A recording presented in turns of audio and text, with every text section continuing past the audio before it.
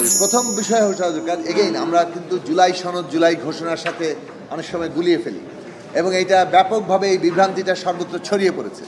জুলাই ঘোষণাপত্র আর জুলাই সনদ এক জিনিস নয়। জুলাই ঘোষণাপত্র হচ্ছে জুলাই যে অভ্যুত্থান তার প্রেক্ষাপট, তার ভেতর থেকে কী প্রেক্ষাপটে অভ্যুত্থান হয়েছে এবং কী কারণে অভ্যুত্থান হয়েছে এবং সেইটা কী ধরনের আকাঙ্ক্ষা এবং ভবিষ্যৎ বাংলাদেশের একটা দিশা হাজির করছে, এই বিষয়ক একটা রাজনৈতিক দলিল। সুতরাং এই জুলাই ঘোষণাপত্র একটা আলাদা জিনিস, যেটা ইতিমধ্যে ফেব্রুয়ারি মাসে সব দল তাদের মতামত দিয়ে দিয়েছে। সুতরাং কেন এটা তৈরি হচ্ছে না জুলাই ঘোষণাপত্র এখনও, সেটা কিন্তু সরকারের জবাবদিহি করা দরকার। তাহলে আমরা অনেককে দেখি জবাবদিহি চায়, এমন একটা অবস্থান তৈরি করেন যেন জুলাই ঘোষণাপত্র কেউ আটকে রেখেছে, কিন্তু কে আটকে রেখেছে আমরা সেটা জানি না। বরং সরকারকে এই বিষয়ে এখন পরিষ্কার দেওয়া দরকার যে জুলাই ঘোষণাপত্র কেন হচ্ছে না।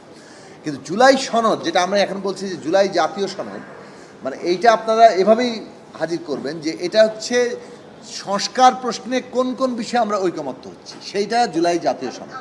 এখন সেক্ষেত্রে এর দুটো অংশ আছে, একটা হচ্ছে প্রিয়াম্বল কিংবা সূচনা বক্তব্য, আর একটা হচ্ছে পয়েন্ট ধরে ধরে, যেমন আর্টিকেল 70, প্রধানমন্ত্রীর কার্যকালের সর্বোচ্চ মেয়াদ, এই সমস্ত বিষয়, এক ব্যক্তি কত বছর প্রধানমন্ত্রী থাকতে পারবেন, তারপরে হচ্ছে যে আমরা বিচার বিভাগের স্বাধীনতা, এইভাবে ইতিমধ্যে প্রায় 12টি গুরুত্বপূর্ণ প্রশ্নে আমাদের কিন্তু ঐকমত্য তৈরি হয়েছে।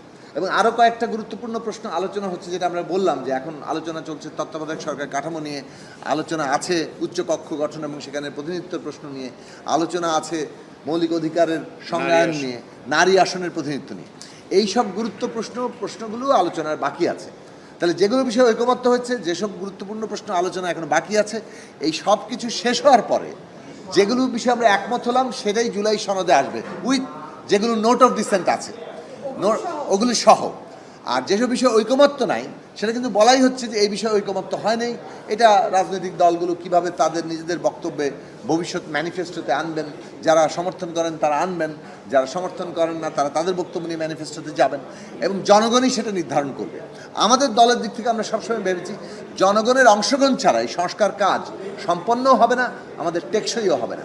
এবং জনগণই যেহেতু ক্ষমতার কেন্দ্র, জনগণের প্রত্যক্ষ অংশগ্রহণের মধ্যে দিয়ে, এবং যে কারণে নির্বাচন খুব জরুরি, সেটার ভেতর দিয়ে কিন্তু আমরা এই সংস্কারের জায়গায় পৌঁছাবো। এমনকি যেসব প্রশ্নে আমরা ঐকমত্য হচ্ছি জাতীয় সনদে, যেগুলো ঐকমত্য হিসেবে দেওয়া আছে, সেটাও কিন্তু শেষ পর্যন্ত চূড়ান্ত করবে জনগণ। জনগণ ভোট দিয়ে যে জনপ্রতিনিধি তৈরি করবেন তারা কিন্তু এইটাকে পাশ করবেন। তার মানে হচ্ছে যে এই জনগণের অংশগ্রহণের জায়গাটাকে আমরা কেন্দ্রে রেখে বাংলাদেশে আগামী জুলাই জাতীয় সনদ বাস্তবায়ন করতে চাই। দ্বিমতের প্রশ্নগুলো জনগণ যেগুলোকে ভোট দিয়ে নির্বাচিত করবেন সেই প্রশ্নগুলো বাস্তবায়ন করতে চাই।